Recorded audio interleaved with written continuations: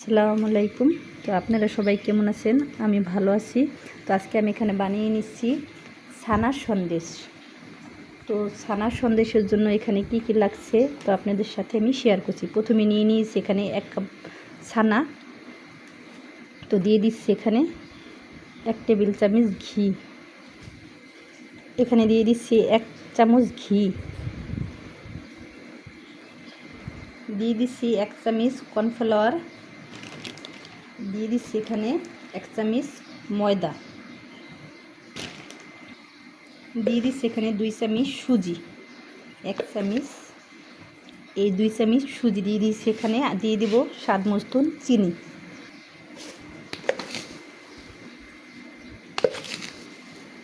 এখানে আমি 3 চামচ চিনি দিয়ে দিয়েছি। আর দিয়ে দিয়েছি স্বাদ মতো লবণ। আর এখানে দিয়ে দিচ্ছি 2 টেবিল চামচ গুঁড়া দুধ।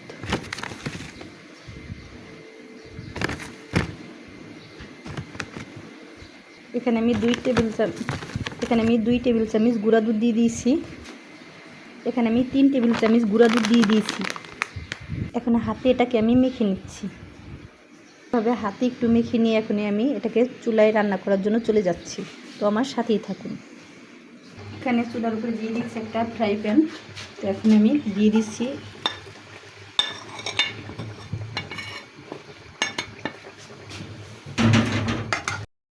তো চুলার হিটটা মিডিয়াম টু লোতে রেখে এভাবে অনবরত নেড়ে যাব।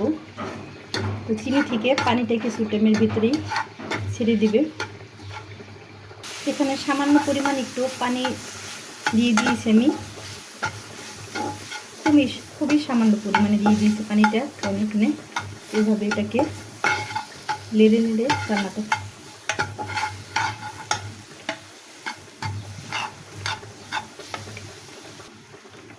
তো এভাবে কিন্তু আমি অনবরত নেড়ে যাচ্ছি।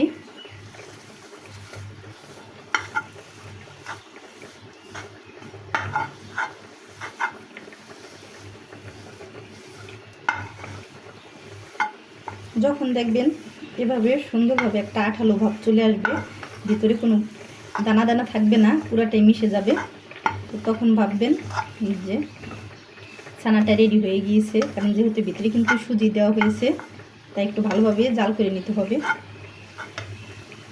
এখানে পানির পরিমাণটা একটু বুঝিয়ে দিবেন। বেশি পানি দিতে গিয়ে আবার পাতলা করে, যদি বেশি পানি যদি দিতে যায় তাহলে কিন্তু পাতলা হয়ে যাবে। তো পানির পরিমাণটা একটু বুঝিয়ে দিতে হবে। তো ছানাটা কিন্তু আমার রেডি হয়ে গিয়েছে।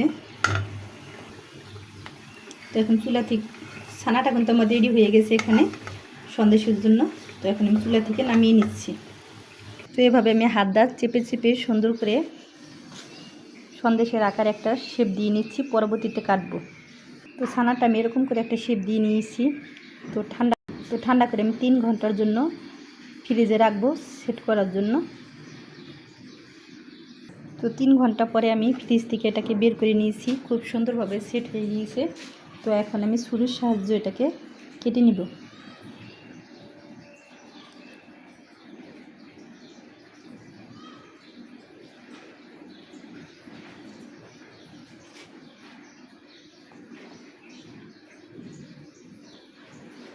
সন্দেশটি আমি এভাবে কেটে নিচ্ছি। এখন উপরে গুঁড়া দুধ দিয়ে পরিবেশন করে নেব। ফাইনালি আমার ছানার সন্দেশটা কমপ্লিট হয়ে গিয়েছে। তো আমি এভাবে করে নিছি, আপনারা চাইলে ট্রাই করে দেখতে পারেন। তো আমার চ্যানেলটা যদি ভালো লাগে তাহলে একটা লাইক, সাবস্ক্রাইব, শেয়ার করে আমার পাশেই থাকবেন। আর কমেন্টে আপনাদের মতামতটা আমাকে জানিয়ে দিবেন।